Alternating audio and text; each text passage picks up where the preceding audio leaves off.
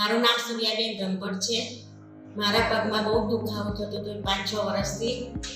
હું ચાલુ તો આમ ગળું આવી જાય હું ચલાવતો, મને બહુ દુખાવો થતો હતો. પછી મેં યોગેશ સરને અને ઓપરેશનને બતાવ્યું મારી હોસ્પિટલમાં, તો એમણે મને ઓપરેશનની સલાહ આપી. એટલે મેં 2 પગની ઓપરેશન કરાવ્યું. મને અત્યારે બહુ સારું છે.